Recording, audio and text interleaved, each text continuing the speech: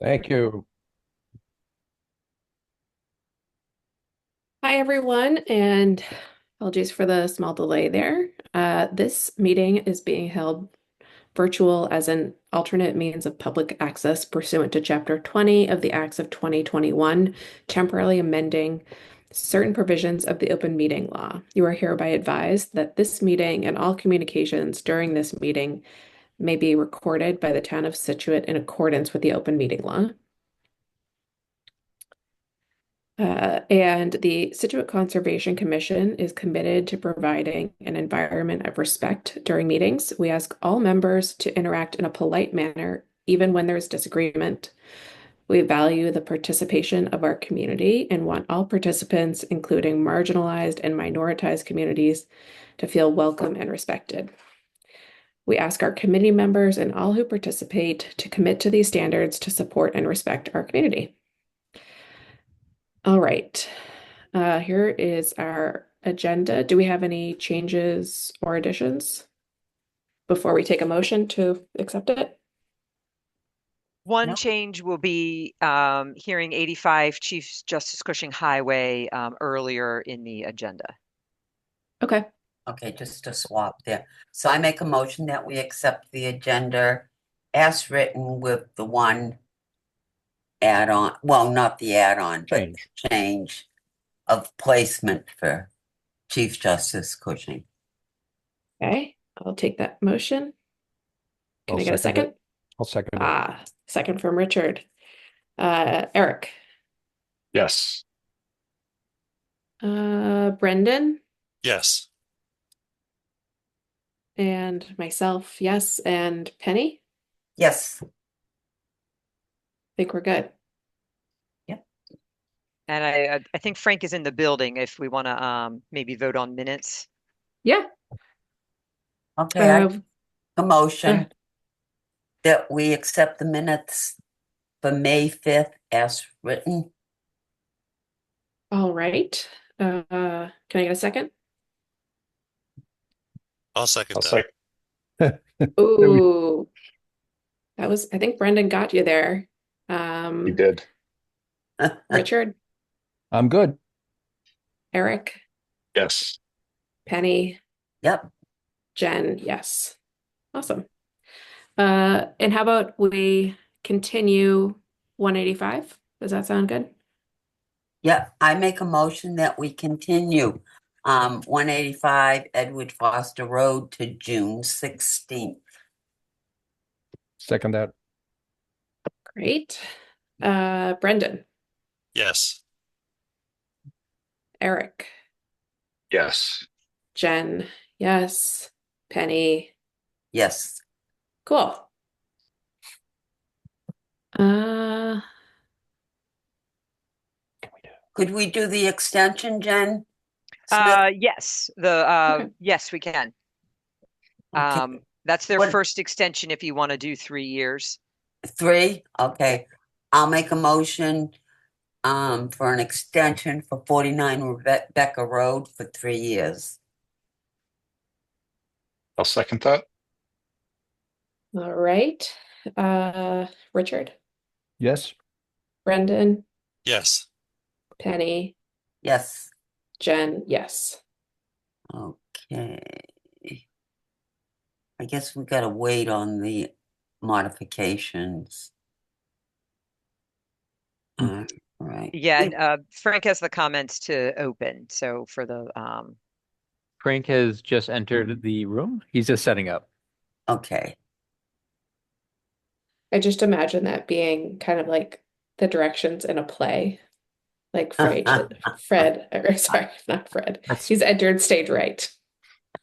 Stage right. That's a good analogy, Jen. Yeah. Hey, I hear we're gonna have a northeaster, everyone. Thursday. And Friday, yeah. High tides too. Yeah. Watch out, Richard. I'm all excited.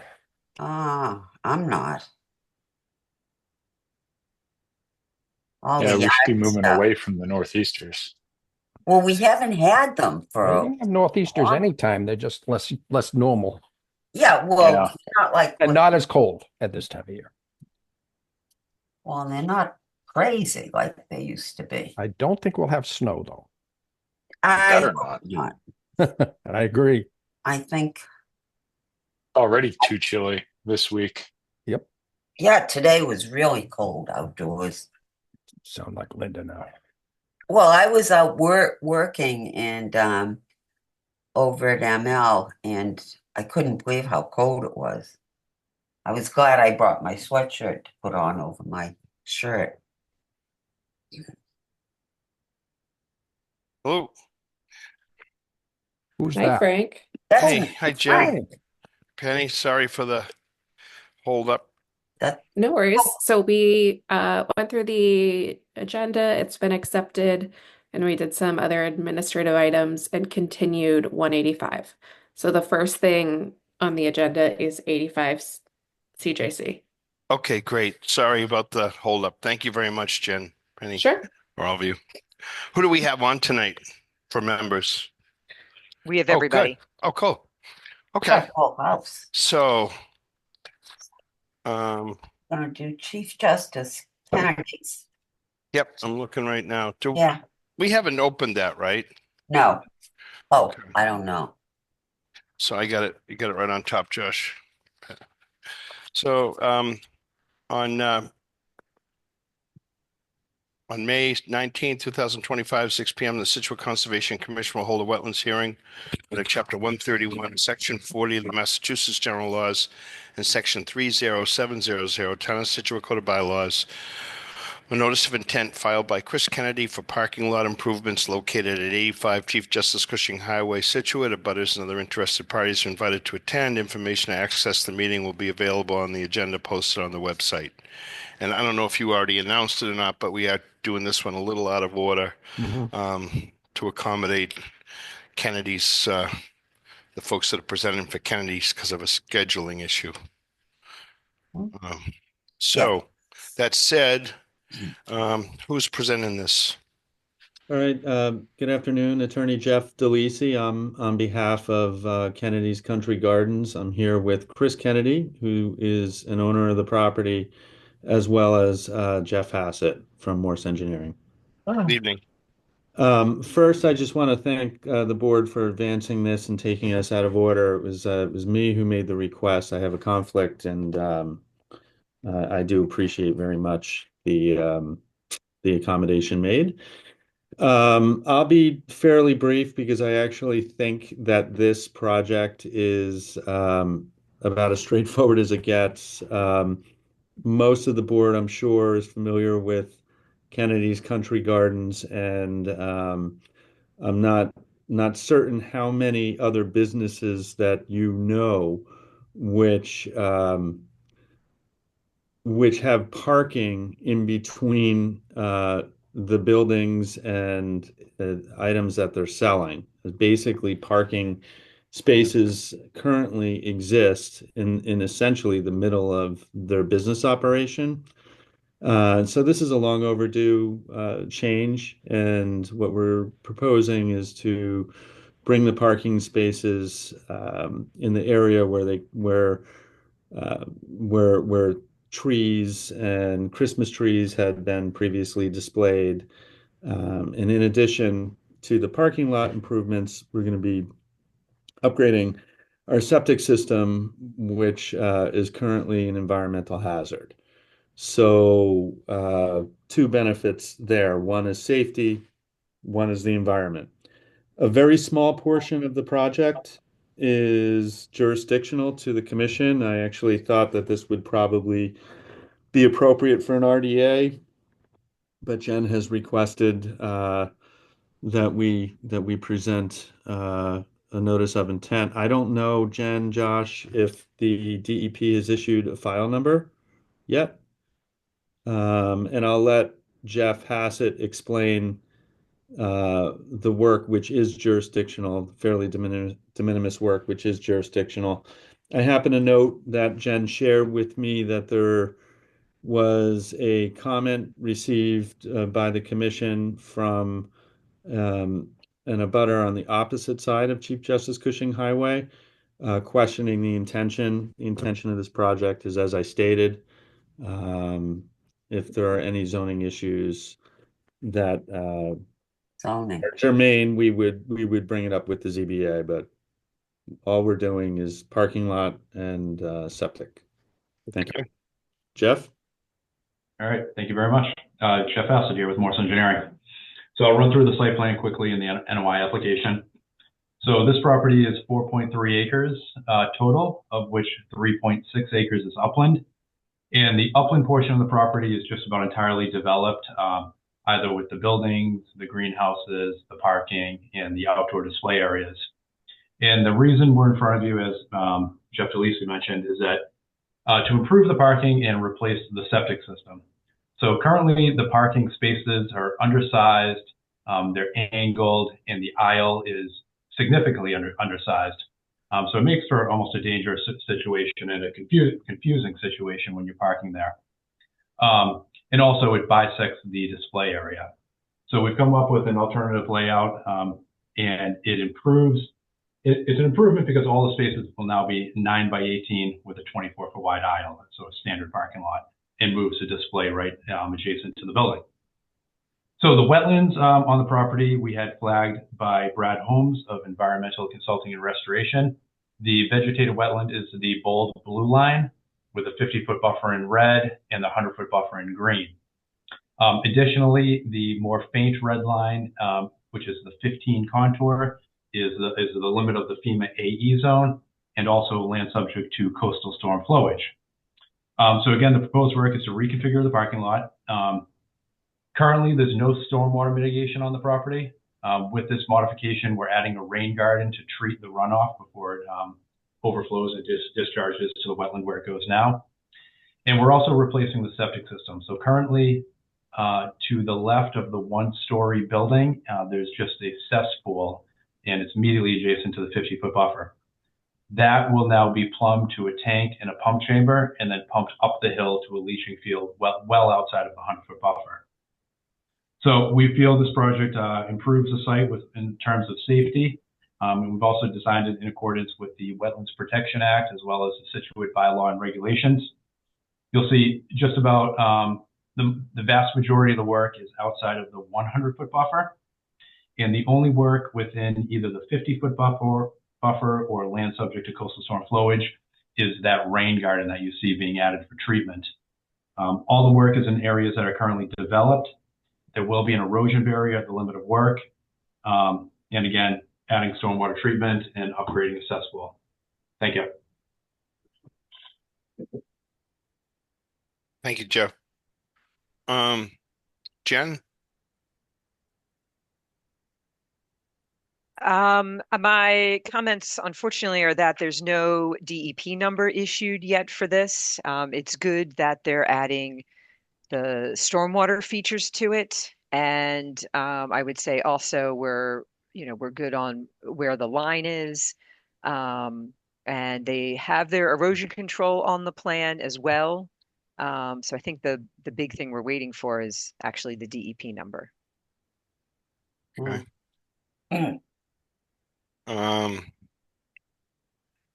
Who wants to go first here? Penny?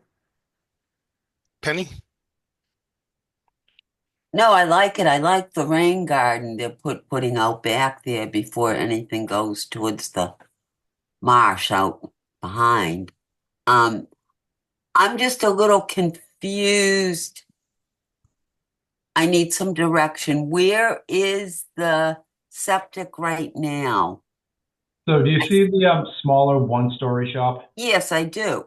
Right off the kind of the middle left side under the tree is a Under cesspool. the tree. Okay. Yeah.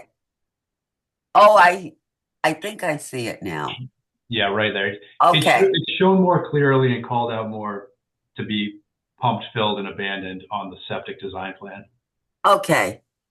So where's the new one gonna be? So the pipes come out the building, and in the front walkway will be the tank and the pump chamber just outside the 100-foot buffer. Oh, wonderful. Okay. And then if we thank you. pan to the right, you'll see the leaching field up the hill on the other side. Yeah. Okay. No, Yeah. I like it. Thank you, Frank. Thank you, Penny. Let's see. Jen? Ah, there it is. Um, just trying to follow. So is the existing compacted employee parking remaining It is, yes. the same material? Yeah, that's not being touched. And I'm pretty familiar with Kennedy's. We like to go visit Marty. The Is there any increase in impervious? I'm sure you said this, but I'm just trying to So we have, um I didn't mention it in my presentation, but we do on the plan in the bottom left corner have an impervious summary. okay. And there is an increase in pavement because there's only an increase of 4 parking spaces, but the parking spaces are now larger and the aisles are larger to be, to conform to regular standards. Oh, okay. But all of the work is in areas that are currently compacted pea stone display areas, if not otherwise paved. Yeah. And under both the stormwater bylaw and the zoning bylaws in Scituate, those areas that are compacted gravel are defined as impervious. They're essentially impervious. Okay. And any trees or mature plantings, feels funny to say that to a nursery being Well, removed. we're not proposing to remove any. There's 1 tree right along 3A that will remain, and then 5 additional to be planted in the landscape. Okay. Okay. I'm good, Frank. Thank you. Brendan? I think I'm good. I don't have additional questions to what was said. Okay. Eric? No, Jen pretty much covered all the bases. Really like seeing Quercus velatine. It's one of my favorite oaks. Other than that, all good. Okay. Richard? Yeah, I really don't have any question. Just a point of clarification. No, not really a question about the project itself, but so the parking spaces themselves are going to be all angled instead of straight in the way they are now, and they're larger. Did I hear that correctly? I think they're straight in now. No, They are straight in now, but they're going to be angled. No, the I opposite. think the other way. The proposed is to be Oh, straight. okay. All right. See, that's why I asked the question because I was confused as usual. No, I'm good otherwise. Okay. I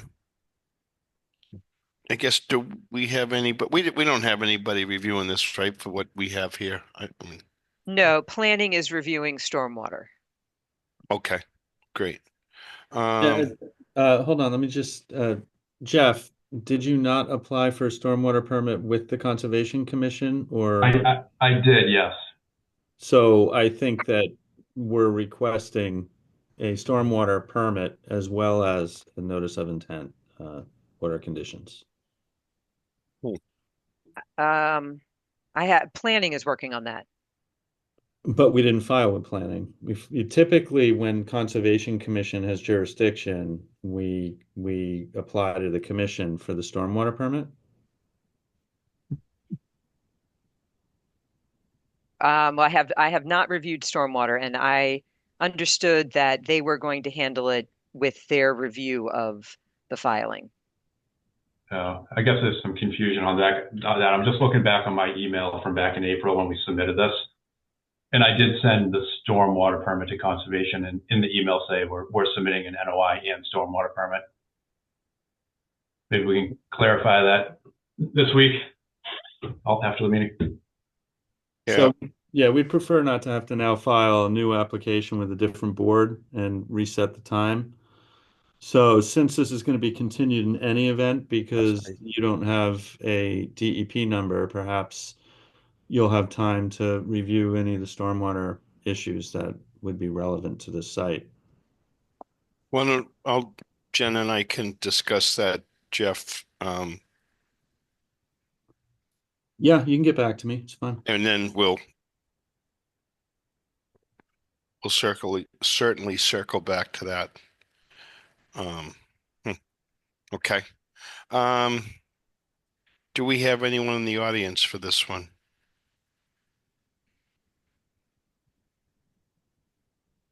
Yeah. Okay. So just because we are talking about the stormwater a little bit, I just want to be clear. So the way that this parking is pitched and contoured, the water's being diverted to that swale, the stone swale that's to the left of the one-story shop. Am I reading that plan correctly? Yeah, that's correct. And what it currently does is in the front right corner of that one-story shop, there's a catch basin and a Mhm. pipe that goes under the building out back. And I Okay. understand they have issues with that backing up all the time, and they put a pump in it. So what we're doing is we're adding a curb along that face of the parking spaces and just carrying a slight 1% pitch to that swale and letting just the water flow by gravity around to the swale and then the rain garden. So does this plan have some good grading on the parking, Jeff? I'm not. Yeah, if you look right along the edge of the parking and the sidewalk between the, I have spot Mhm. shots every 3 parking spaces or so with Mhm. bottom of curb, top of curb, Mhm. and then all of the sill elevations, because it really is critical there. All the elevations have, the sidewalks have to be 2% cross pitch, no more than 5%, and then we need at least a 1% pitch in the parking lot.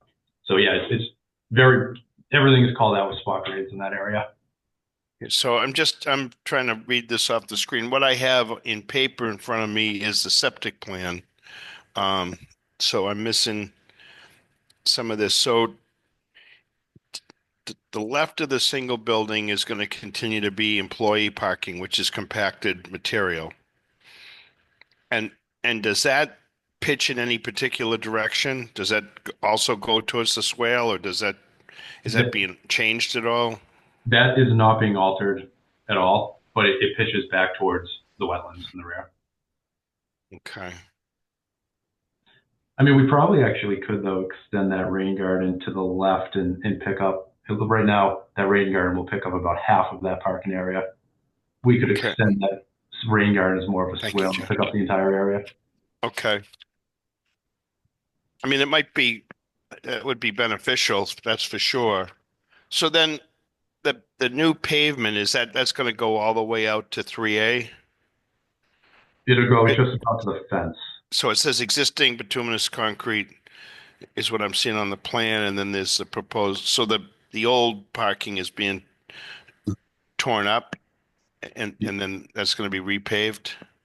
Correct. So how far does the parking go? And any other commission members, now that you understand some of this, maybe you're going to want to chime back in. Um, there's like new configured parking, and then to the right, so sort of in front of the larger existing greenhouse, it says existing compacted material. Is that going to remain compacted gravel? Or is that all going to get paved? Um, so the parking lot aisle will be paved in the spaces, and then everything else will be crushed stone. I see. Is that? Hmm. Okay, so the cars are going to park on gravel, but the middle of this is asphalt. Is that? No, sorry. So the aisle and the parking spaces are both paved, and then the display areas are crushed stone. All right. So when I'm looking at this, I'm seeing it looks like there's an entrance that goes out to Neilgate. I don't know if that exists now or that's new. Um, That this is out of our jurisdiction, but just trying to figure out what's new and what's changing. I see some changes of grade where the crushed stone is. Yep, so I can explain that back area. So the curb cuts coming off of 3A and will remain the same.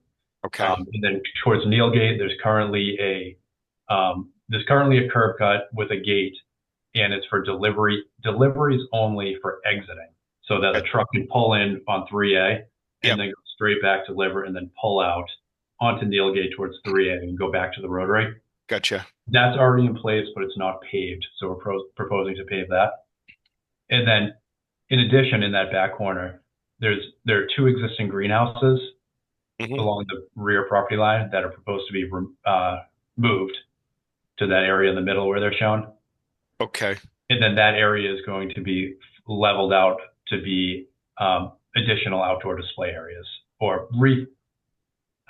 slightly expanded. Okay, Now, in addition to that, there's a paved driveway going back behind the building that's about 10 feet wide. And we're going to narrow that to just a 5-foot wide walkway or 4-foot wide walkway I see. and add the other. So to make more squared off and make it more kind of even display areas.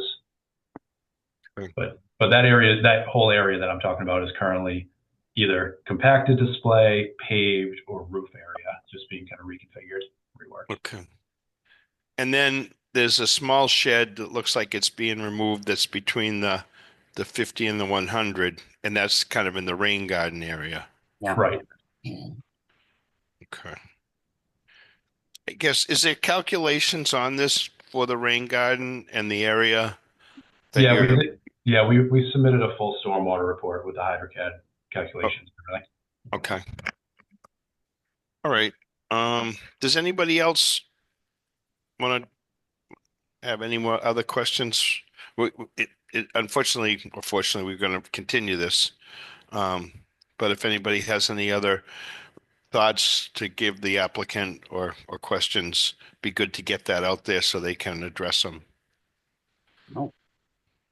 Yeah, I mean, I just want to say that I'm definitely in support of increasing that rain garden to catch as much of the existing compacted employee parking area as possible. I think that's a reasonable addition there. So I just want to say that I'm definitely in support of that. I think that's it for the moment. Thank you, Eric. Anybody else? No. Okay, how much time do you think, Jen, Smith, with looking at this, I guess we have to discuss the stormwater piece. Yes. Yeah, we can figure that out. I mean, the June 2nd meeting is a doozy for an official term. So the 16th is the next available meeting as far as space on an agenda is concerned. And with that much time, that would give us an opportunity to look For some of those. Yeah, for whomever's covering it, right. Okay. Okay. All right. Want a motion, Frank? Jeff's, are you guys, does it make sense with you? Yeah, the 16th is fine. We'll work around my schedule to the extent I have any issues. It's important for us to see if we can wrap it up on the 16th. And then as far as Eric's comment, I'm certain that Chris Kennedy would be more than happy to extend that rain garden to capture as much of that parking area that we can. So we'll look into that for you. That'd be great. Thank you. You're welcome. Okay, so we have a motion yet? Yeah, I'll make a motion to continue 85 Chief Justice Cushing to June 16th. That's a motion by Penny. You have a second? I'll second Second that. from Jen. Ooh, you got me. Yeah, Jen, you were pretty loud there. I'll take yours. I'll take it. I need a win. There you go. All in favor, Richard Yes. and Brendan Yes. and Eric Yes. and Frank, yes. Okay, thank you. Thank you again. I appreciate Thanks. it. Septic. Where are we? So we're gonna go back to 48 Ocean Drive. you continued 185, correct? Yeah. Correct. Okay. 48 Ocean Drive. This is a new one. No. Yes. Yes. You guys are trying to mess me up. It's fine. Where did let's see. On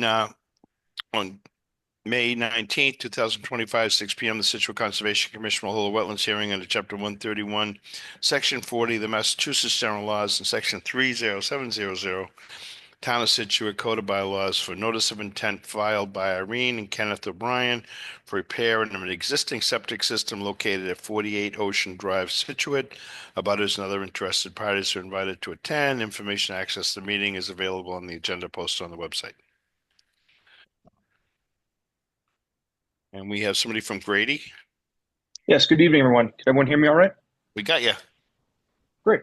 For the record, Dylan Brady with Grady Consulting, here to represent the owner and applicant, Kenneth and Irene O'Brien at 48 Ocean Drive. So like you mentioned, this is a septic repair. The existing system was a cesspool out in the front, which did fail. And so Kenneth O'Brien came to us looking to get a new system installed. We are proposing to install a 1,500-gallon concrete septic tank, approximately where the existing cesspool was. It goes to a distribution box that goes to two concrete leaching chambers that are all in the front of the house. The existing wetland resource areas include land subject to coastal storm flowage, the FEMA flood zone at elevation 14, barrier beach, which includes coastal dune, as well as coastal beach. The existing area of where we're installing the system, half of it is a paved driveway and half of it is compacted gravel driveway in the front. And I'll keep it pretty brief. We are proposing to install a Title V new system here, and that's all it is, and it's a septic repair. So with that, I'll turn it over to the commission with any questions they may have. Thank you. Jen?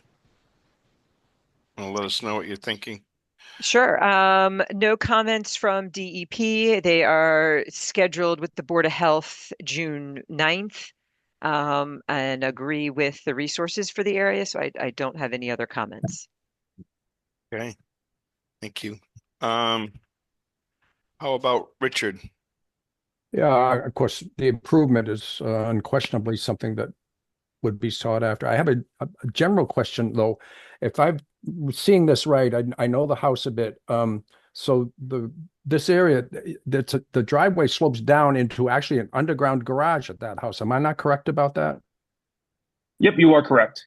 And so how do you, and I'm not an engineer, I apologize for that, but how do you get the tank in the ground when the ground is sloping at an extensive angle like that? And is that I can't remember, is that the side that's paved or the crushed stone? So the tank is going in the paved side.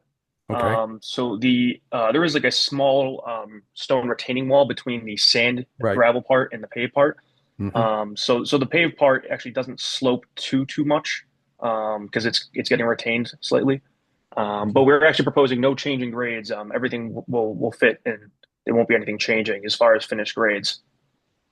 Is there any possibility that you could put it back and not pave it and leave it with the whole area with crushed stone?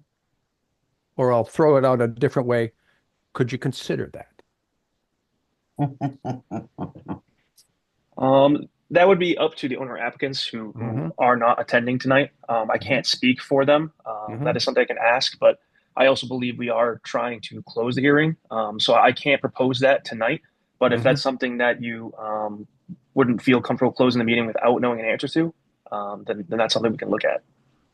Yeah, well, I mean, I know that area of Humrock is very much paved, and any improvement we can get to lessen that a little bit would be helpful. I'll see how my colleagues feel about that, but I love the improvement, and it's a very tight area for that house, so I can understand why they want to do it, where they want to do it, and that's all I got. Yeah, thank you, Richard. Eric? Yeah, like Richard, I was curious about the future of the paved environment post-construction.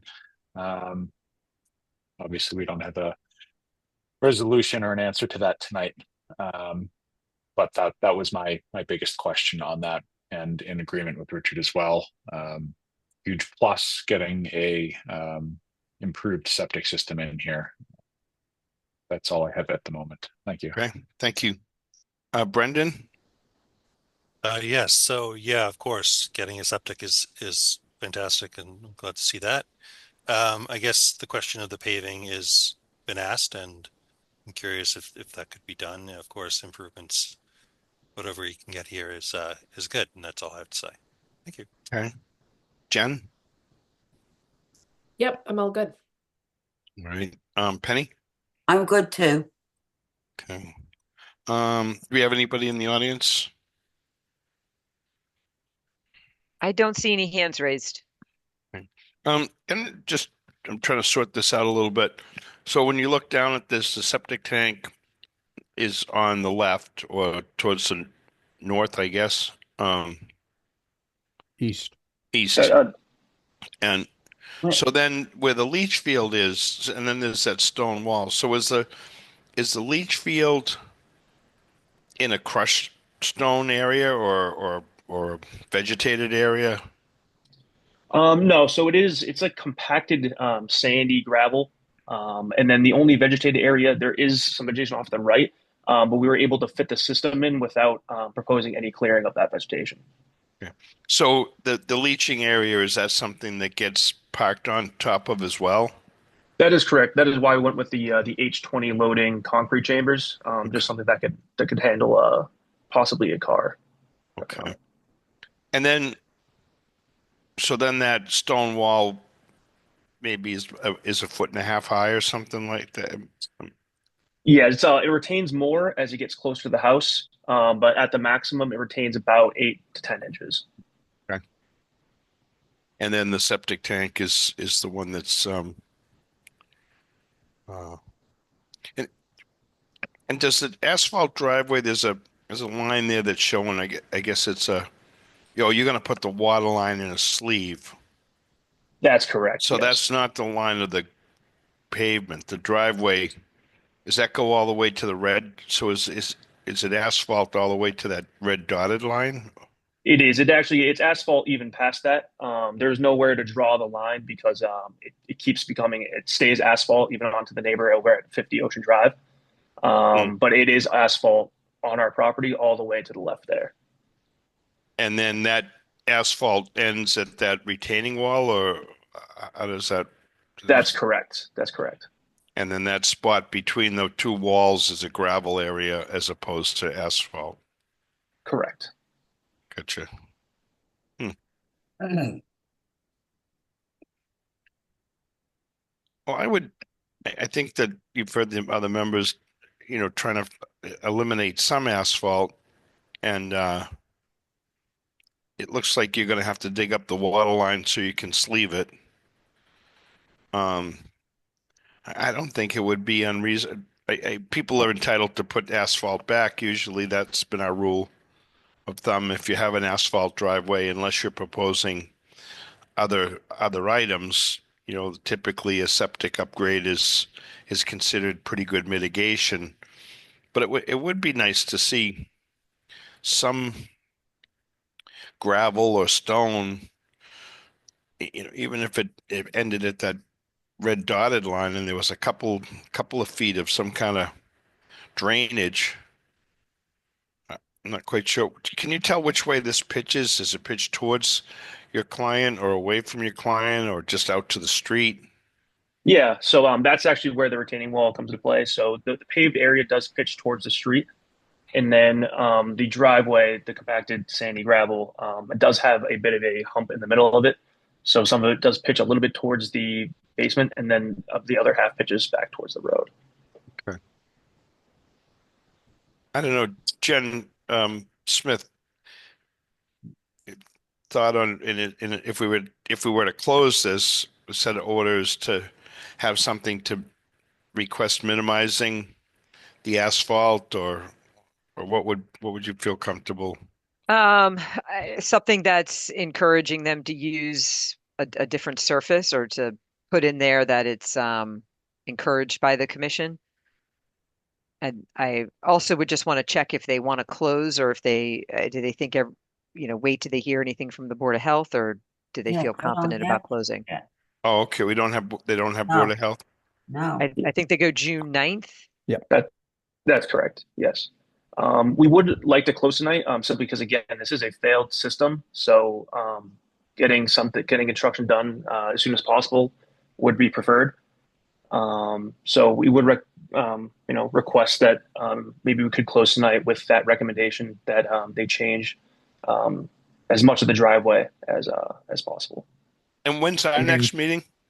June 2nd is that one's the full one, and then June 16th is the next available agenda. And I'm sorry, when is the Board of Health? June 9th. So they wouldn't see the Board of Health before our June 2nd one anyways. Mm-mm. Just to the point of alternate material, something like a pervious paving solution where maybe there is no change in terms of hard surface, hardscaping, but increasing permeability. I don't know how that could be incorporated into an order. But that's just where my mind went when that suggestion was made. So then the applicant doesn't lose out on, hardscaped parking space, but then achieves, some level of permeability as well. I'm sorry, I forgot your first name. That's Dylan. Dylan. Yep. So Dylan, do you know if they're planning to? I didn't forget Eric's first name. Dylan, are they planning to remove most of that asphalt to do all this work and then repave it? Yeah, the curb cut. It's not shown in this plan, but it is going to be right pretty much where that water service is. Okay, so they were planning on leaving the asphalt to the. Yeah, we're not going to impact there's a gas line next to the water service. We weren't going to impact that. So the curb cut was going to be in between the water service and the gas service. Okay. All right. Well, Jen Smith, what do you think? Do you want to continue this to the next meeting, that everything can get lined up, or do you want to?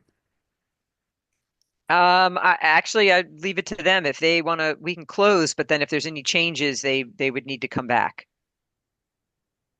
With the Board of Health, yeah. Yeah, we are confident that we will close that night at the Board of Health. So we're comfortable with coming back to any changes if they have to be made, but they're unanticipated. Okay. All right. Well, we'll take a motion. And then I mean, if we're closing, we can close an issue. Okay. I make a motion to close an issue on 48 Ocean Drive. So that's Penny. Do I have a second? I'll second that. From Brendan. All in favor, Richard? Yes. And Jen? Yes. Eric? Yes. And Frank, yes. Okay, great. Thank you. Thank you very much, everyone. Okay.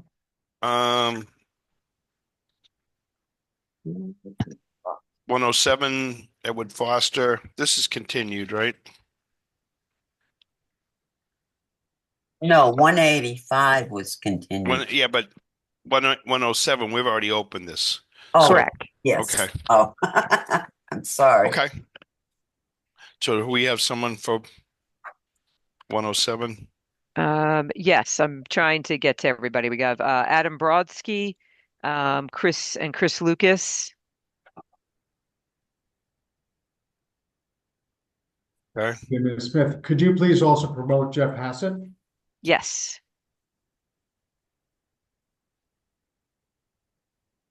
Thank you. Good evening, everyone. This is Adam Brodsky. I'm a local environmental and land use lawyer, and I represent Maureen Colvin. I'm here this evening with Chris Lucas, our professional wetland scientist with Lucas Environmental, as well as Jeff Hassett, professional engineer with Morse Engineering Company. And we were last before you on March 31. And at that time, the commission requested that we provide additional information, which Chris will describe. And we were waiting for the peer review, which I understand we just received and had a chance to review quickly, at least on my phone. And we're prepared to address Ms. Ball's comments. I do want to take one issue off the table up front, and that is a question was raised regarding the location of the Town of Scituate floodplain and watershed protection district on the property. And I just want to clarify that that is a zoning district governed by the zoning bylaws. That is actually different than the floodplain overlay district, which is described in your regulations. In any event, after the question was raised, we confirmed again with the building commissioner that the location of the limits of the town floodplain is indeed accurate, and the proposed house is located outside of the town floodplain, and as such, we do not require any zoning permitting. And so with that brief comment, I'll turn it over to Chris to describe the additional information, and Jeff is also available to answer any questions. Thank you. Thank you. Thank you, Adam. For the record, my name is Chris Lucas with Lucas Environmental, professional and certified wetland scientist and registered professional soil scientist. Since the last hearing, we've submitted a revised plan. A snippet of a piece of that plan is shown on your screen in front of you. That plan was prepared by Morse Engineering. It's the plan to accompany the NOI. It was revised to show the temporary disturbance on the coastal bank for the proposed 2-foot wide trench for the sewer installation. It removed the second garage, which there was previously proposed a second garage that we've completely removed from the project. And we've also updated the watershed and floodplain overlay district line per conversations with the town and proper location of it. We also submitted the revised architectural plans by Linwood Custom Homes, which also removed the second garage at grade. We added removable panels with siding on 2 of the sides. We removed all the panels along the rear elevation of the property, which is to the west on this plan. The front of the home is to the east, facing Edward Foster Road. And we also added location of flood vents for the garage, which is proposed at grade elevation 11. We included foundation plans and an updated WPA form to reflect the coastal bank temporary alteration calculation, which would be 2 linear feet or 24 square feet. The plan before you, the blue line towards the north or top of the page, is the limit of the salt marsh. As noted before, that was previously approved by the commission. It was re-identified by the surveyor, and my team went out and we confirmed that the boundary is still accurate and has not changed. It's along the edge of a stone wall. Up gradient is currently maintained and legally and lawfully maintained lawn. Down gradient is a somewhat wide strip of common reed or Phragmites, and then there's a more natural salt marsh further down gradient. The red line is the 50-foot buffer zone to salt marsh, and the green line is the 100-foot buffer zone. This is a unique site as we presented previously. That area shaded in blue below the 100-foot buffer is the actual bank. So the way it works out based on the regulatory requirements, that little strip of blue is the actual coastal bank. So our house, this proposed house, is down gradient of the bank, located within land subject to coastal storm flowage and the buffer zone to the salt marsh. If you want to scroll to the next page, this shows the overall foundation. Now, the facing down is the front of the house. You can see the garage. The house is built on post and pier foundations. So other than the garage, it'll be floodwaters will be able to pass completely and freely through the structure. Okay. If you want to scroll to the next page, one more, and one more. Just gives you showing what the house looks like. The top left is the front elevation. You can see the garage to the left, and then the elevated house. The bottom to the right is the rear elevation. You can see there's no paneling or anything along that, so the waters will be able to flow freely into there and out of there. Next page. And this is the right and left elevations, which show the text on there. If you zoomed in on the panels, basically says they're removable panels. So in a flood, the panels are removable right away. So the structure is completely FEMA compliant, and we've adjusted the architectural plans and the civil plans to reflect that. You can scroll back up to that first page. That's probably the best one for discussion points here. We briefly read the Horsley Witten peer review letter as we just received it. I think they had a few comments, and I'm sure Ms. Ball will get into those with the commission. Um, I believe one of the comments that requires attention is a recommendation for a planting plan within the 50-foot buffer zone and conversion of lawn. We have a couple concerns with that. One being that's more than 50% of the lot. Secondly, with the climate changes we're seeing, there's been a 4-inch level of sea rise since the 90s, and it appears to be increasing faster than expected. The salt marsh needs a little bit of room to move here over time. So the salt marsh incursion and saltwater incursion into the area could be problematic. And the homeowner would like to continue using that legally and lawfully as they've done as lawn for the new structure on the property. And I think most of the other comments were recommending some minor conditions and items that can be addressed through an approval or conditioned. Other than that, I believe we've addressed the comments, and Greg, Adam, and I are here to answer any questions you have. Adam, unless you want to add anything else, I believe that covers everything we wanted to discuss. Yes, thank you, Chris. We're happy to answer any questions. So I haven't had a chance to read anything from Horsley Witten. I think we just got it. Do we have Amy? Amy here tonight? Yes. All right. I still think it's kind of not having commission members have a chance to really go through it. At least I haven't. I haven't either. But I think it'd probably be the best to hear from Amy and then go to commission members.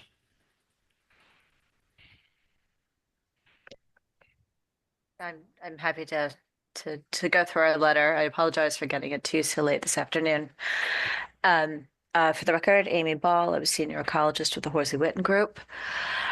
We did a site visit with Mr. Lucas on May 5th, and just observed existing conditions. As he stated, that is sort of an unusual lot in that it does have pre-existing house that's toward the southern portion of the property. The coastal bank actually is up against the rear of the house, and then everything below that is actually just land subject to coastal storm flowage. The comments we had, I can start with the coastal bank. They have just 2 linear feet, or about 24 square feet of disturbance that is temporary within the coastal bank, and that's to install the sewer line. We believe upon, restoration of that area, filling it back in, it would not have any adverse effect on the coastal bank and its ability to provide storm damage prevention and flood control. We don't believe, given its existing condition of a manicured lawn and some landscaping, that it would actually provide any wildlife habitat. So we had just recommended that the commission note the coastal bank alteration on the WPA form should be 2 linear feet. I think it was submitted as 24 linear feet, but I don't want that to be overinflated for this application. And then we also recommended that the commission include a finding in any order of conditions it may issue that the temporary work within the coastal bank would not be having an adverse effect on the resource area. Our second comments pertain to the salt marsh. And we note on the plan that the applicant does show, as per recommended in the coastal manual, that they show the highest spring tide elevation. You can see it. It's off. It's labeled off to the left side of the property there, and it comes in and it pretty much extends the vast majority of what's shown as the 50-foot buffer to the salt marsh. As Mr. Lucas pointed out, it is a lawfully existing manicured lawn and landscaped area right up to the edge of the salt marsh. But given that the definition of salt marsh is that it extends landward to the highest high tide, but that it is also characterized by salt tolerant plants or salt marsh plants, that the delineation as shown on the plans is we concur that that is a correct delineation. And I believe this has been approved previously by the commission under NORAD, an order of resource area delineation. That being said, the reason we provided a recommendation that the commission seek to have a vegetative buffer added to along the edge of the salt marsh there is primarily because I think if you were to perhaps remove those stones and allow the area to not be a manicured lawn, it has the potential to be part of the salt marsh, or at least a portion of it does. So we are recommending that the commission consider having the applicant provide a portion of the 50-foot buffer as a vegetated buffer strip to allow for some salt marsh migration. We're recommending some salt tolerant plant species and that it should be allowed to grow in naturally. Recommendations for that, the width of that buffer strip would be left at the commission's discretion. Again, you've got an existing lawfully existing lawn, as was stated, and that we believe with this proposed residence entirely within the land subject to coastal storm flowage, just outside of that 50-foot buffer, where you don't have any real significant wildlife habitat or any real values to the buffer as it is, being a manicured lawn, that it would be more valuable and beneficial to protect the interests of the salt marsh. So I'm going to pause there because that comment will come up again to see if the commission has any questions so far, or if whether you want me to carry forward with all of these. And then Yeah, that's a good dropping off point. Amy, thank you. Jen Smith, do you want to add anything at this point? No, I'm just reading the comments right now as we're hearing it also. So I would say generally, though, I think some sort of mitigation would be appropriate to ask for, but I would like to hear everybody else's comments also. Okay, and I'm just going to say right now, I think given that we just gotten this and having members have time to digest all of that, that we're going to take this information, but I don't see us being able to wrap this up. So I think I'd like to get as much input from members and questions, but seeing that, that information is really just available to us. And I'm not critical of that on Amy's part. There's a lot of things going on as projects, but just to give commission members the opportunity to really think about it. But in fairness, I mean, this has been continued a few times already on the part of the applicant. And so we want to try to move things along. So just so we all understand that. I guess I want to get onto some members. Unless you, Chris, or Jeff, Adam, want to make any comments to what Amy just said, or do you want to go through the commission members first? This is Chris Lucas. Yep. The only thing to consider before you discuss would be there's a pretty thick border of Phragmites here between the natural marsh and where we'd be mitigating.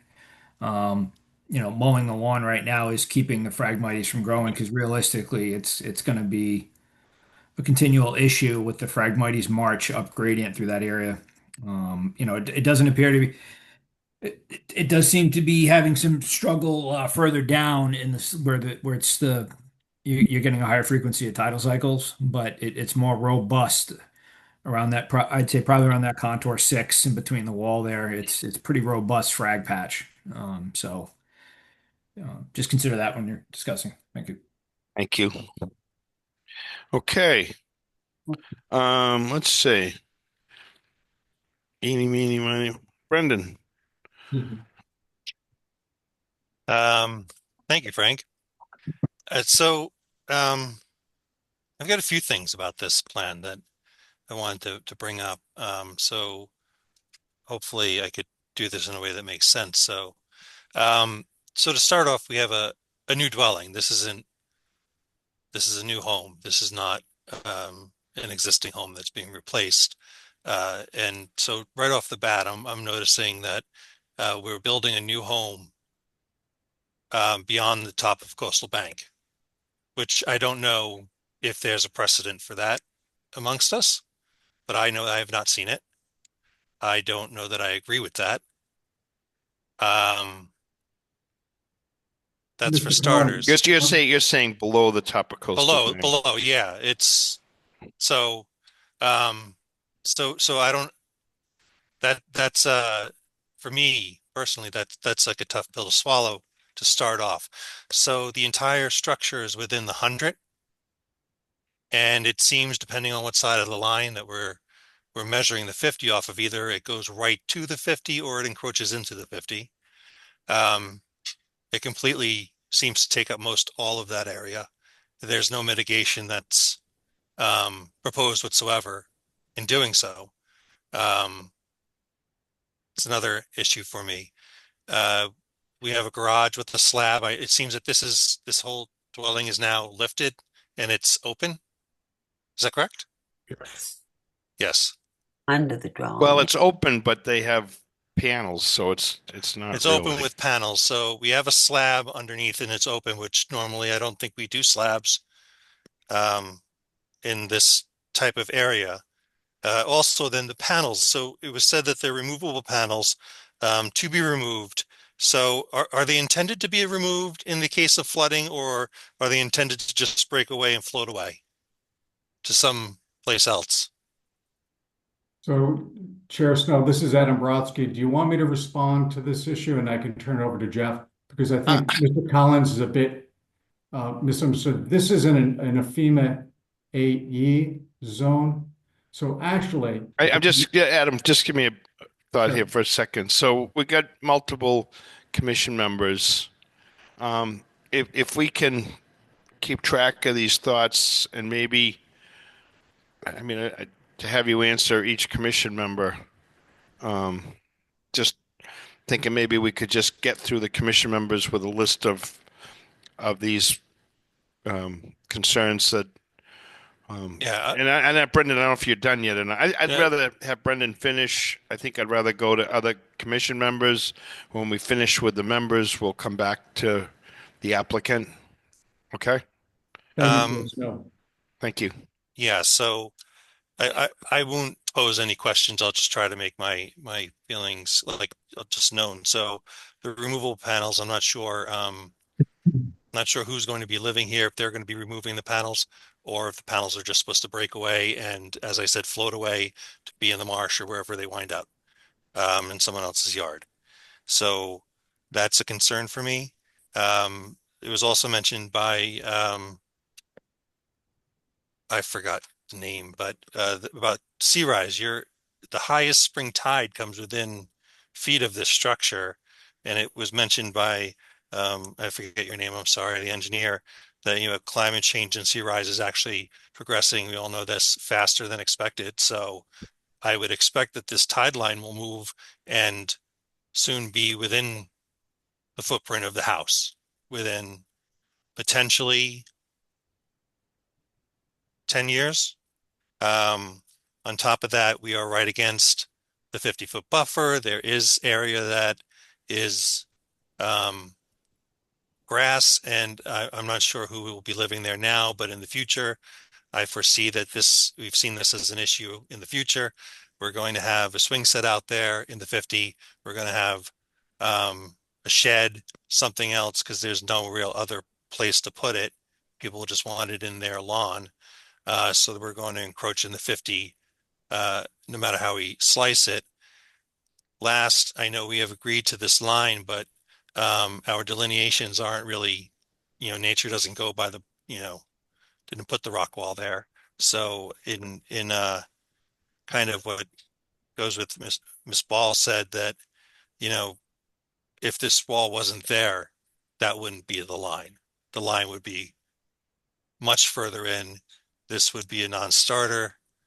I'm not sure, again, that this is brand new development, that this is appropriate at all. And that's my 2 cents. Thank you. I think that's a couple more than 2 cents, but thank you. I'm sorry, that's my $1.50. All right. Let's see. After that one, Eric? Yeah. Lot to go over here. Brennan just went over considerable amount, and I don't disagree with his comments either. Looking at the Phragmites, as Chris, you pointed out, while the mowing is sort of keeping it at bay, it is also restricting, other native vegetation from being able to create habitat, and it's also, um, creating a remediation issue, whether it's now or in the future. I understand that the applicant is interested in having lawn, but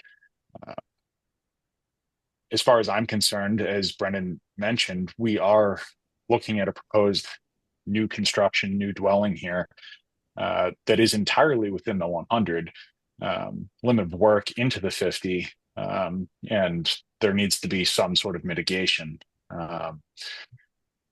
The applicant can look into Phragmites remediation to combat the encroachment onto,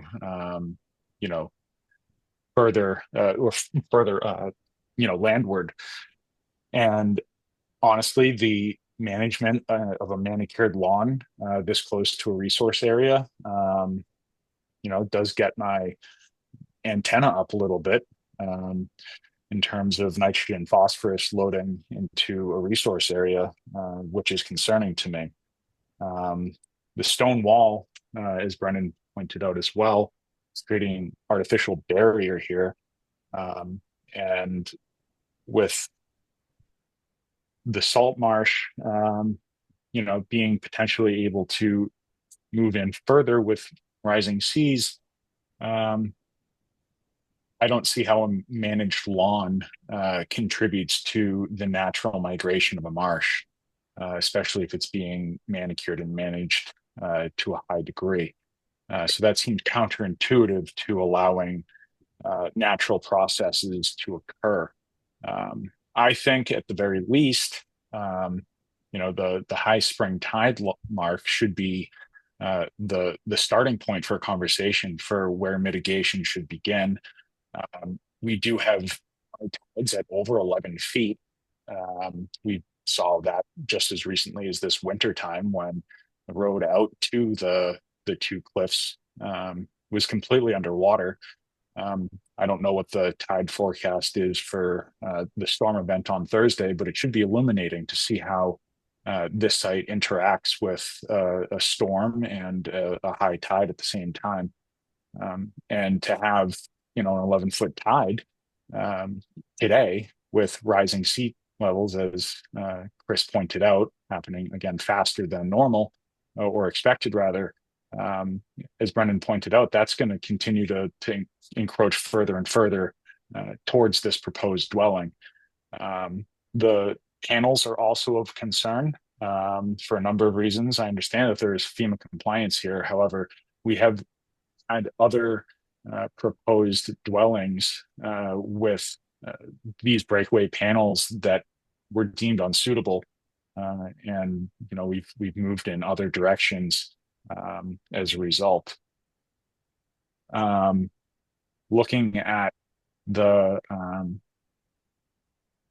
sort of the project itself, I am curious to know how the dry well system is going to function. I'm not entirely sure. Maybe there's a note on here about groundwater level, but during periods of flood, how is that going to work efficiently or at all? I'm not an engineer, so I don't know necessarily how this system for this infiltrator can operate if it's submerged. I also have not had a chance to really take a deep dive into Amy's peer review report, and I would really love the ability to do that. And I did agree with a lot of what she presented thus far. I think I'm going to leave it at that for the moment, and let some other commissioners give their $1.50 as well. Thank you, Eric. Jen? I can keep it short and sweet. I agree with the $3 of Eric and Brendan before me. 150 plus 150. Okay. Richard? Well, I can keep it pretty short. I would add a little concern about a gravel driveway. I see there's an existing one and then a proposed one just to add to things that might have to be brought up. But otherwise, I think Brendan and Eric and Jennifer agreeing were very astute. I'll leave it at that. Okay, thank you. Penny? I do have a question on those panels. Are those the swinging panels or they're going to completely break away? Yes or no? Do they break away? Okay. So we're going to go through this list. I think I've made some good notes, and maybe someone else can fill me in if I miss something. But do you have anything else, Penny? No, I agree 100%. Yeah. I agree with everything that's been said. I think we need a lot of thought put into this area, a lot of thought. But I do want to know if those are just swinging panels or if they're completely breaking away. Okay. Thank you. Thank you. All right. Well, Adam, I think you got a good sense of that. And if you, Chris, how you want to respond. Chair Snow, this is Adam Brodsky. Could I just speak to a couple of points, and I'm happy to turn it over to the technical team? Sure. So we agree that this is an unusual site, but it's actually rather simple once you understand it. And so there's no question regarding the various wetland resource areas. And we took great care to make sure that we designed this project to comply with both the State Wetlands Protection Act as well as the Scituate bylaw and regulations.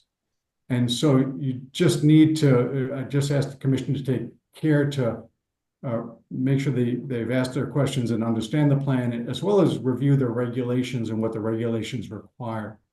So I just briefly, and I'll turn this over to Chris.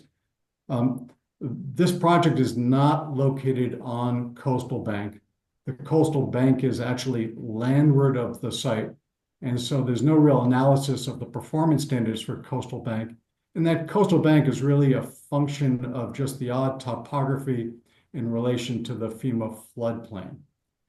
And so I'll leave it to the technical team to describe that further. But you don't, the performance standards for Coastal Bank don't apply, and we're not in the buffer zone of the Coastal Bank because the buffer zone runs from the top of the Coastal Bank landward. Second, we hear loud and clear your request for mitigation, and I'm going to suggest to the client that we come back with a mitigation plan. But everyone needs to understand that your regulations actually allow these existing conditions to be there. There's an existing lawn that's entirely permissible under both the State Act as well as the local bylaw. But with that said, we hear you loud and clear on mitigation. I think there's a misunderstanding with respect to the requirements within the floodplain. This is land subject to coastal storm flowage, but it's not located within a velocity zone. This is actually an AE zone. I believe it's elevation 15. The State Act has no performance standards for work within land subject to coastal storm flowage at the present time. You do have some general performance standards under your regulations, and this project complies with those performance standards.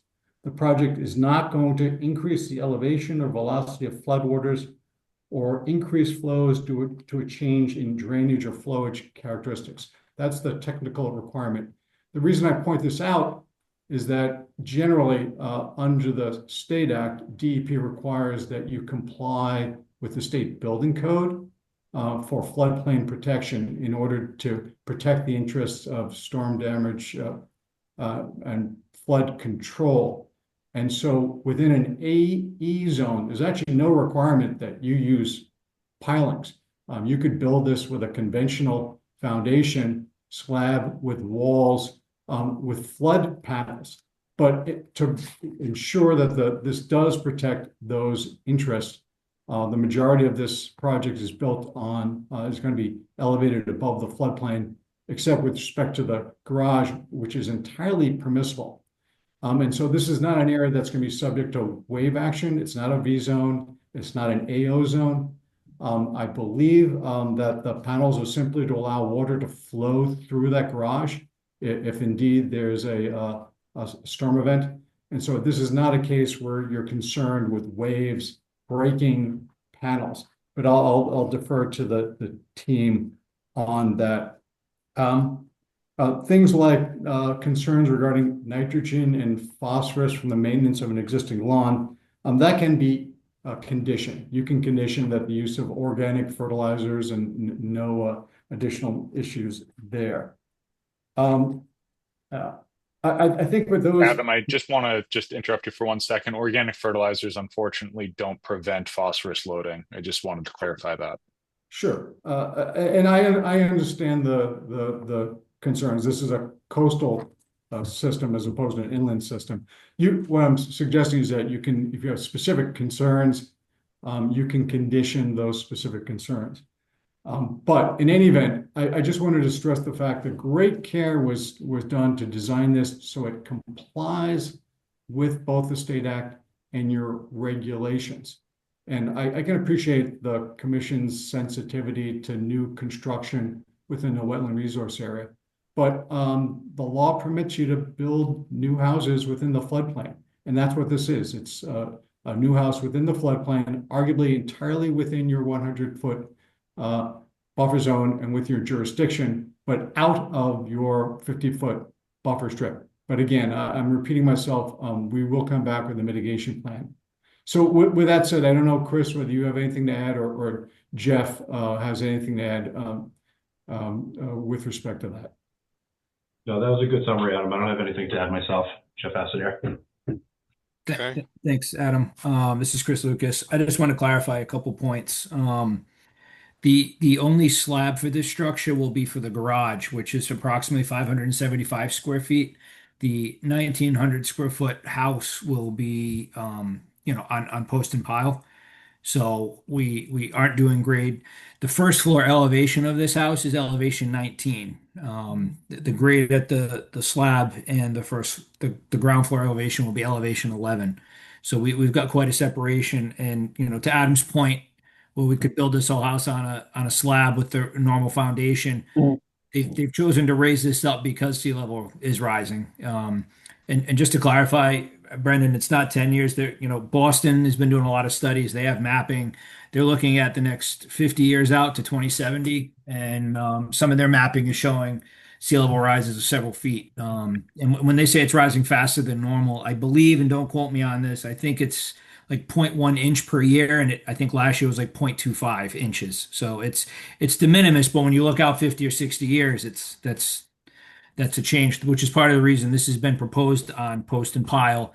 We're being sensitive to the location on the coast here. And comment about the 50-foot buffer zone, the structure is outside 50 feet. We have a erosion control line within 50 feet solely to construct it. All of this work is being done in current manicured lawn. We're not disrupting any natural vegetation or otherwise. So the work for the final structure and the house itself will be outside the 50 foot to the salt marsh. In regard to the stone wall acting as a barrier to the salt marsh, I wouldn't say the stone wall is a barrier. It's just when this property was built and started being maintained before the Wetland Protection Act, it looks like the stone wall was put there to prevent mowing beyond that point. And I think the barrier is actually acting as a preventative measure for further encroachment. Um, the What's another question? I think that was the only few points I wanted to clarify. And we'll work with the client and Adam to get an appropriate mitigation plan. Could I ask for a clarification? So I think I heard twice that the house is not within the 50-foot buffer zone. Gotcha.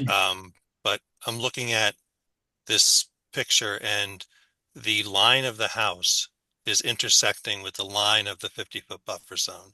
So as I had said, either it is encroaching or it is right up against. Is that not correct? So the house is 50.3 feet off of the wetland. It's just outside. The 50-foot buffer line is in the middle of the line. It's just a line, a pen weight. 0.3. So we're 4 inches from the buffer zone From the at 50. 50.3 feet, or what am I at? Like, why are they? I mean, all right, we're 0.3 feet. Okay, Well, we're I 50. stand corrected. Right, we're 50 plus feet from the wetland. That would, so but we're staying out. We're staying more than 50 feet from the resource area. Oh, please. And I should note that there's Yeah, I'm sorry. I wasn't saying that you were, my point was that, that you are, so you're 50.3 feet to the edge of the house from the wetland area. Okay. So 0.3 of a foot is 3.6 inches. Is it not, or is it 4 inches or something? What is it? Well, we're splitting hairs. I know we're splitting hairs, but It's what four, I'm being but told is, you're saying it's four. It's on the house is 4 I know, but inches what I'm being from. told is that it's not there, but It's there. it, and whoever, I don't know the person who's going to be living there now, but someone's going to want to put something out there when they put it outside their house. I mean, a garbage can can wind up in our buffer zone, whatever. It's just, yeah, we're splitting hairs. We're trying to get, but I want to just make it clear that I'm not wrong. No. So don't tell me Mr. that I'm not Collins, wrong. It's just, it's a little bit different. And there was another point that I wanted to make, and now I've forgotten it. So I guess we're lucky we don't have to hear my voice anymore. Thank you. so Mr. Collins, this is Adam Brodsky. You're correct that the project is close to that 50-foot buffer. I would simply remind you, this is a disturbed site, and that there is no undisturbed area between the house and the approximate limits of the wetland. And so it's not like we're proposing to remove vegetation within that buffer zone, which would provide valuable wildlife habitat or serve any of the other functions. With that said, you've made loud and clear that you would like to see mitigation, and so we will endeavor to come back with a mitigation plan that actually creates conditions there that will protect wetland interest. But I just didn't want to lose the fact that this is a previously altered site, and you are correct. The house is close to the 50-foot buffer strip, but is located outside of it. Yes. So enough about the buffer strip, but yes, it is a previously disturbed area, but we're talking about disturbing with some grass and soil and not an entire structure. The second point on that, now that I remembered, thank you. As I believe Chris, is it, or was it Jeff? I can't remember. Said that the wall is preventing more encroachment, and I think kind of our thing here is preventing people from preventing encroachment. So I think we would all like to see encroachment and more mitigation and, putting the line back where it should be, as opposed to, that's what we'd like. But of course, this is someone's property. Just want to make that determination that, I think as a commission, we're not wild about walls because they're going to prevent what we're trying to protect. Thank you. I am not coming back from I'm not unmuting. Thank you. No, thank you. Yeah, my point on the wall was that walls, fences, they make good barriers to prevent homeowners from mowing into the resource. So, from my perspective and doing a lot of peer review work, permanent barriers like that are very good to prevent encroachment into a resource area, to prevent mowing. If a house is sold and a new owner comes in, and it's like, oh, hey, I got this area. So I find that they can be useful in that regard. That was the intent of my comment. Oh, Thank you. they just lock things down. Okay. Amy, do you want to make any other comments on what was, she has her hand up. She must have been muted at one point. Josh or Jen can. Thank you. Yeah, I had to cough and I didn't want to cough into your ears. Then I couldn't get back. But we won't keep you out. Okay. So just to continue with the couple of comments I have remaining, there were just six total. We had reviewed the commission's regulations regarding land subject to coastal storm flowage, and it does appear that the applicant adheres to those. And so we were recommending just that there would be a finding and an order of conditions when we get to that point. I have a sort of a repeat comment about the buffer strip, just to carry back to the conversation about the salt marsh above. We did have a question about the proposed roof dry well, and how that is going to function. You would need to confirm that with some sort of a test pit to figure out where the estimated seasonal high groundwater is. It doesn't appear that there was a test pit, so we just want to make sure that if it's proposed that the dry well system would, function as it is intended, and that we recommend that would be a little more information is provided to the commission prior to any land disturbance. And then finally, I think I've been corrected on this, but that the watershed and floodplain overlay district is not the same as is in your regulations. I think I read that a little too quickly. But I was just recommending that the commission may include a finding in an order regarding that zoning issue, even if it's outside of the commission's purview, just to tie that back together. So those were the remaining couple of questions or comments that we had. And I think that's all I had for this evening. Okay, thank you. Do we have anybody in the audience for this? Yes, Walter Sullivan has his hand up. Okay. I'm going to unmute him. And just remind anyone that's coming in that they need to state their name and address. Okay. Mr. Sullivan, you are unmuted. Okay, thank you. Good evening. This is Walter Sullivan, an attorney from Norwell, and I represent a group of abutters to this project. I've submitted letters to the commission on March 31 and again on April 18. I'll be very brief because I just want to address one thing that Attorney Brodsky mentioned about the issue of the zoning district not being applicable or not being within the germane of the commission. We disagree. We think that the entire district, we think the entire project is within the Scituate floodplain and watershed protection district. And although I just got a copy of the report by Ms. Ball just before the meeting, I see that she's asking the commission to make a finding on that. So I think that it is appropriate for the commission to hear information on the district. And in historical practice, the commission has often required that, in my experience, that an applicant obtain the relief it needs from the Zoning Board of Appeals prior to going forward with the commission. I've submitted information to Mr. Vogel from the Doherty case back in 1994, which we submit shows that the entire premises is within the special district. So at this point, what I'd like to ask the chair to do is Paul Mirabito has also been retained by my clients, and I'd like him to just sort of talk about the the technical matters, but I just wanted to first address some of the legal issue. So with the chair's permission, I would ask that Paul Mirabito also be promoted. Okay. Why don't we do that? I think we would like to sort of stick to the piece that we realize that we're going to wind up continuing this and there'll be more, but why don't we open this up to Paul? Sure. Can he raise his hand? I'm not sure which one he is. If if anybody happens to know, oh, there he is. Perfect. All right. Unmuting you. You're on, Paul.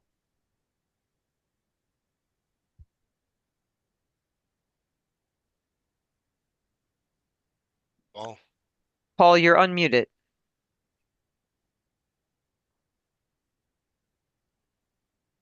We always have problems. Football. I see you, Jake. Paul, are you Yeah, there? I see Paul's hand up. And you've unmuted him? Yep.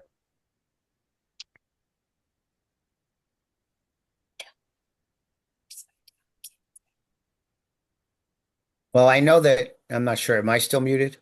Nope, you're on mute. Yeah, you're good. Okay. I know that he had a power outage just before the hearing. I don't know if that's causing any difficulty. And I know that the commission has talked about continuing the hearing, but um, we just got the report from Ms. Ball, and we can respond to that and provide additional information before the commission's next hearing. I don't want to tie the commission up. Well, Walter, I think it would be helpful if you have information, we could look at that report, maybe with Paul, maybe you could get his comments in writing and get them to us as soon as possible. I think that would be probably the most efficient way to address that. We will do that. We will do that. Thank you. Thank you. Anybody else?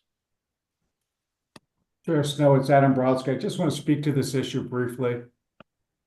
Sure. The town floodplain is a zoning district. It is governed by the zoning bylaws, and the location of any zoning district is determined by the building commissioner. I briefed this issue extensively with the building commissioner, who has determined and confirmed the location of the town floodplain as shown on the plan before you. It is entirely consistent with the Darty case, which requires a graphic depiction of the 1972 zoning map, which created that district. That is different than the floodplain overlay district under regulations, which I believe was added to your regulations in order for the town to comply with the National Flood Insurance Program, the NFIP program, which requires that you recognize the federal floodplain as determined by firms, the flood insurance rate maps, which is the federal floodplain, which is right in your regulations. And so that floodplain overlay district recognizes the FEMA floodplain, and the performance standard that relates to that floodplain is land subject to coastal storm flowage. The federal floodplain is land subject to coastal storm flowage. So the commission has every right to review this project under the federal floodplain. And as Ms. Ball said, we comply with your local regulations regarding that. Anything having to do with the town floodplain under zoning is for the building commissioner and zoning enforcement officer, and probably not a good use of this commission's time. I just want to make that distinction clear. Thank you. I think, Adam, the same with yourself and your client, your engineers. You've had a chance to digest or make note of the concerns. So some of those things can be addressed to the commission as well. That would be helpful. Chair Snow, I think Ms. Smith can confirm to you that that was the finding of the building commissioner. I'm not going back and forth, but I did have a chance to. Jen and I both talked with Bob Vogel, and he was trying to sort this all out. He's on vacation this week. Just saying, if you've got some things that you really want to make note of, I'd suggest that you put it in some in writing to some degree. Would be my recommendation. But It you can, gives a we'll, chance. we'll be discussing it again. So, and just for your information, we did present a package of information to Mr. Vogel and requested his zoning determination. I believe Ms. Smith was copied on that, but I'm happy to Okay, share that with you. sure. No, we'll take a look at it, and I think it's important that we stick to what is germane to our commission. So I understand that. Do we have anybody else? And I think just to reiterate a few of the things that the commission members said, it's a quick question, maybe this is for Jeff Hassett. So this is AE 15, which a new bill or a building in that area, if was elevated or new or whatever, would have to have the floor height, finished floor height could be no lower than 17. Jeff, is that? 16 actually under the current building code in an Well, AE zone. all right. If it were a velocity zone, you'd have to be 2 feet higher, putting you at 17. Okay. And then I think there was maybe somebody made a comment that this could be built on a slab, but I don't know that that's true. I mean, I was going to echo the same. I think the piers that we're proposing are appropriate for this property, but you know, it's not a velocity zone, and it's also not mapped as a barrier beach. So typically, with those, you know, with those site constraints, a full foundation with flood vents are proposed and permitted quite frequently. Right. And that would be FEMA compliant. So I think this house is designed to almost a higher standard. Okay. And then one of the questions that did come to my mind, Brendan brought it up right away, is this top of coastal bank. I mean, I don't remember conditioning anything below the top of a coastal bank. The area that we're concerned with is the area between the water body and the top of coastal bank. And we've had that discussion many, many times with projects and not seeing construction in an area below the top of coastal bank. And I have memories of lots of projects that we've looked at or considered and look to have things not built below the top or within that area. So that is a pretty big concern for me, given past projects. Mr. Snow, if I may, this is Chris Luca. Sure. I've been doing this 25 years and I've never seen a site like this. In 2016, that coastal bank didn't exist. It only came about because of the floodplain changes in the mapping that with the new FEMA mapping with the new elevation of 15. And this particular site, it's a metric of using the coastal bank policy and figuring out the appropriate slope and transects. And when we did that on this site, it turned out that the top of the coastal bank is located near the existing dwelling. However, the toe of the bank is not far from it. In most cases, you see the toe of the slope is significantly further down gradient, and or you have a coastal beach or other resource area immediately down gradient, which is why you typically don't have structures going between the toe and, you know, down gradient of the toe. In this particular case, we just have the floodplain. The salt marsh is 100 plus feet away from that toe of the bank. So you have a unique site where you're relatively flat from the resource area to where the hillside goes up, and you end up with that bank. So this is a unique site. And I don't know all your cases that you're referring to, but I do a lot of coastal work and I can envision what you're dealing with, and this doesn't fit that. So I don't think this is breaking any precedent. If anything, I think it's setting a new precedent for this board to say that this is a unique case where you have a unique coastal bank, and you don't have a coastal beach or a coastal dune or other resource between it and the salt marsh. So it was an odd one when we encountered it. But again, the regulations are clear. If you're not on the bank and we're following the regulations, we're compliant with the Wetland Protection Act and your local regulations. Thank you. And Amy, is that something that you have reviewed and you're comfortable with that? The location of the coastal bank. Well, the location of the coastal bank, but also the ability to build between the top of the coastal bank and I have never come across a situation like this either. It is a unique one. But as pointed out, if you're not working within the coastal bank proper, as it's, regulatorily defined, this becomes a land subject to coastal storm flowage, is the resource you're working within. And then, of course, the buffer zone to the salt marsh. But no, I have not come across this either. I found it interesting. Thank you. And it makes me wonder, Jen, I'm not a believer of beating things to death with consultants, but Amy, is your expertise as a coastal geologist? No, no, my Okay. background is in wetlands and botany. Right. Okay, thank you. And one last point too. I know DEP had no comments on this. I would, as you know, they may not comment on everything, but if they had a concern here, this is a site that they would have voiced it. Well, we were with Greg DeCesar a couple of weeks ago, and I asked him about some stuff, and I know that right now they don't have a coastal geologist. So I don't know who's reviewing that for them. Well, I don't. This doesn't require a coastal geologist. We're not dealing with the coastal dune. We have a unique area where we have a top of coastal bank. Well, we can agree to disagree. I'm just pointing out some issues that I think are pretty concerning to me. I think most of the commission members have made it pretty clear. Nobody's happy about seeing this 50-foot line right on the house. We know it's an altered area.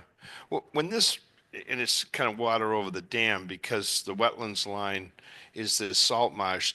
Was any evaluation made of that lawn, Chris, at the time that they did the ORED? We had for looked at wetlands. yes, we had looked at everything out there. There was a question about the lawn and the elevation 7+ for the spring tide, and we vetted that as far as that there's no salt marsh vegetation in there, and both the peer reviewer, I think it was Bob Gray was the peer reviewer. Yeah. We actually had our delineation a little down gradient. We had the salt marsh further down with like a little wetland fringe with the frag. We ended up agreeing to move the salt marsh to the edge of the frag. So Bob Gray, Amy Walkie, and I were in agreement, and then the commission supported it through the ORAD. Nothing has changed. So we're consistent with your previous approval, your previous peer review on this, the current peer review on this. Okay. If I could interject real quick, Frank. Yep. Just as a question what you just said, Chris, you didn't detect any wetland vegetation, but wouldn't that have been eliminated if any mowing had occurred or any broadleaf herbicide had been used to eliminate those through regular lawn maintenance? Potentially, but this isn't, a wetland where we're focused on the three criteria for soils. We were looking for the salt marsh edge. So I think we've got it accurately presented here. Again, it's a question. It's been mowed historically. This isn't new mowing. It's not something that occurred 5-10 years ago. It's historic. So we're working with what we've got on a previously disturbed site.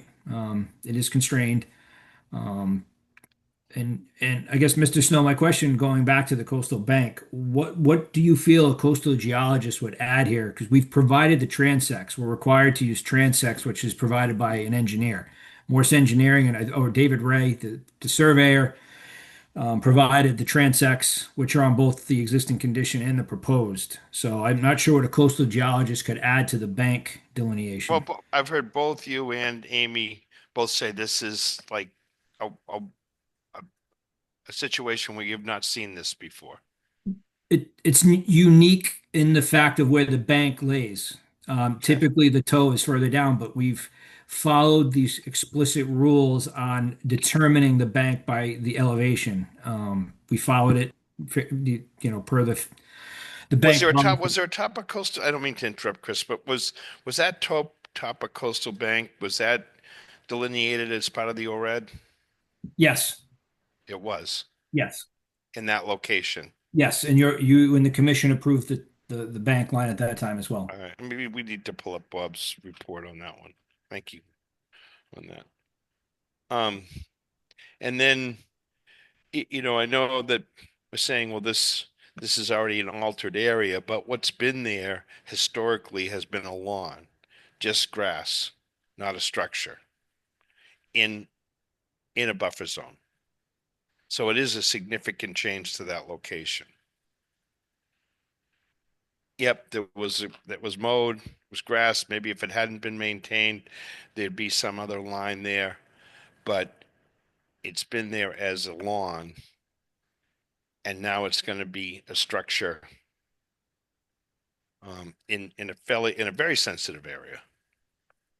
Chair Snow, this is Adam Brodsky. As you know, neither the Wetlands Protection Act nor the Scituate Wetlands bylaw prohibits the construction of a new home within areas subject to jurisdiction. What you're required to do is to comply with the regulations.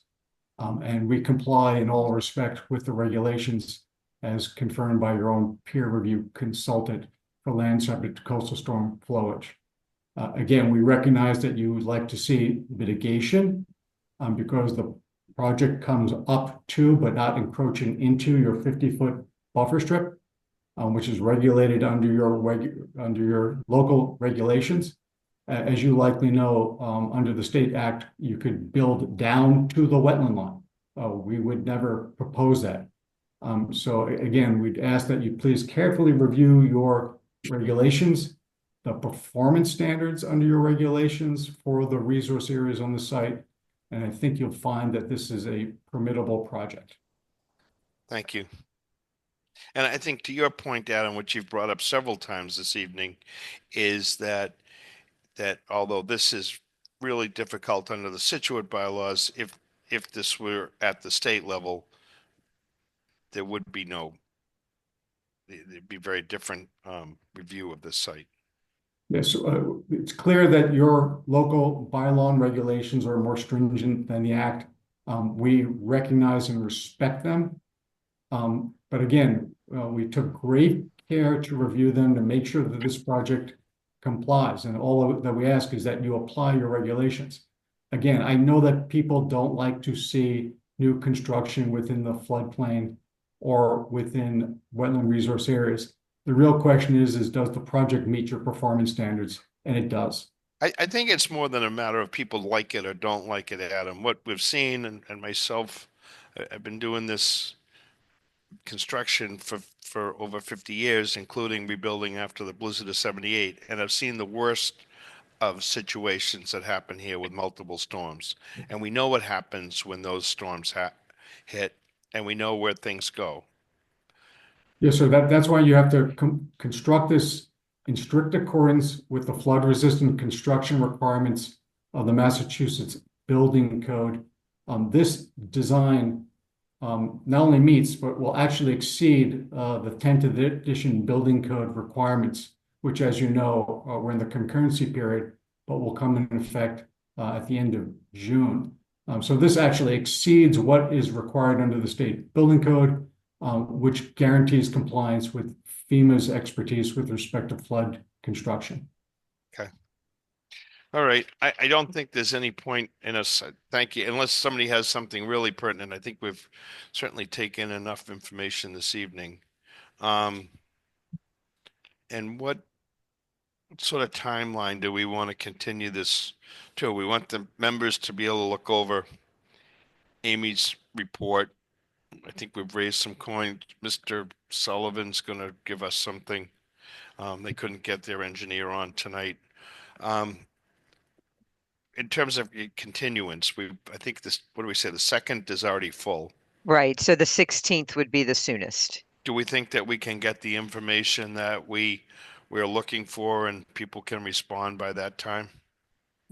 Chair Snow, from our perspective, we can make your June 2nd meeting if you could squeeze us in.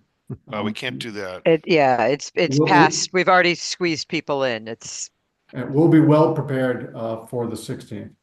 All right, thank you. Okay, and any information that we get, we'll share with both, um, uh, with yourself or with Mr. Sullivan. Okay. All right. You Could I want a take a motion? motion? Yes, please. You want a motion? I'll give you a motion to continue 107 Edward Foster to June 16th. Mr. Richard, do I have a second? I'll second Second. that. I think that was Penny. She was pretty quick on that one. All in favor, Jen, Yep. Brendan, Yes. Eric, Yes. and Frank, yes. Great. Thank you all. Good evening. Thank you. Good night. Night. Good night. Okay, what did you get to discuss? Because I was tardy. We did the extension and we did the minutes. So, and I don't have any update on land donation. So it's just the modification requests. You want to give us those? Tell us. Sure. 85 Surfside, they have a order of conditions. There's some repair work they want to do to their foundation and a bit of a different use of their addition that's on the street side. So that's for 85 Surfside. Want me to just run through them all and you Yeah. tell Sure. me? 208 Chief Justice Cushing Highway, they open order of conditions want to add a fence along the side of the property, not enclosing it on all three sides, but on the two property lines. And then 54 Woodland actually filed for an amendment. That's one of the ones we recently issued an order of conditions and stormwater permit. There's a new owner and they have a different footprint of the house. So some of the stormwater numbers changed, so those need to be reviewed as well. So that's the one to probably that I would recommend taking as an amendment. The other two are modifications. Okay. Anybody want to speak to that? No.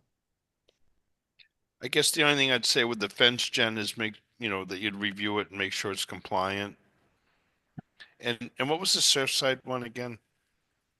They are doing some repair work on one of the sides of the foundation of the house, not changing the footprint. And the addition that they had on their original plan that was on the street side, there's some changes to that. The footprint stays the same.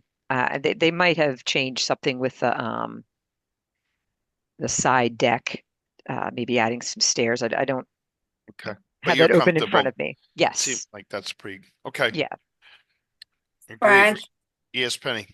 on that fence Mm-hmm. at 208, Yep. Yes. that's on the marsh, right? I don't know where's. Excuse me. It would Nice. be in the buffer, but so Well, they're not going to go what I'm across. Yeah. trying to get to is if the property touches the marsh, I want to make sure that fence is not in the ground. I would want the fence so the critters can get underneath, that's all. I did when we talked about we were saying this is I guess my note to Jen was that I remember actually it was Hollis Street, the end of Hollis Street. And Yeah. Brendan was brought that up on some fencing that they had there. Yeah. To make sure that fencing was compliant Raised, and right. we Right. should have the same type of fencing. Jen, maybe if you get a sketch of what they want to do for that, you can just share it with us. Okay. Well, All and right. let them know. Yeah, that the yes, they animals have been to- told though that it needs to be open underneath. Okay. Let's if you don't mind, just Yep. share Yeah. what they want to do. All right. And with Woodland, the structure changed, but that didn't change anything significant within our jurisdiction. So what I that as presume. an amendment, Eric, we'll be voting on that. They're going to have to advertise that, Understood. and then that'll Yep. come back to us for a vote. Right. Amendment, you said. Sorry. Yep. Yeah, the modifications Jen can do, those if they seem Minor enough. or whatever, but anything that changes like that would get advertised and come back to us as a vote.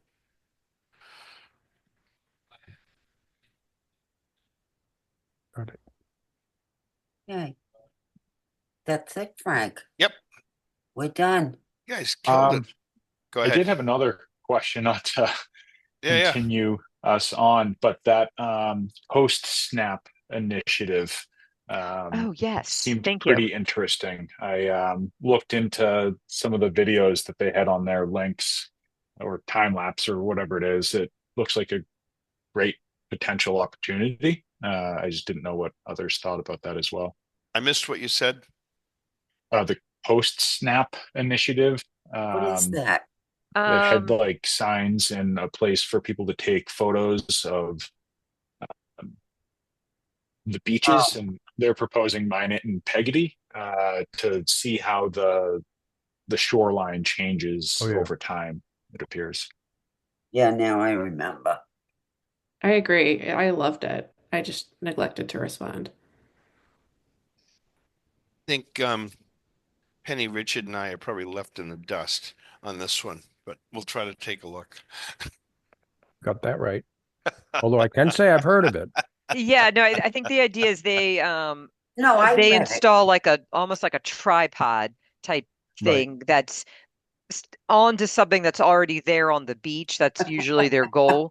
And then that way when people put their phone in it and take a picture, it's always the same angle of the beach. Mm-hmm. And hopefully when people do that, they then send the photo to the location on the sign and, share it in that way. And then that provides an opportunity to collect data over the year of the beach profile.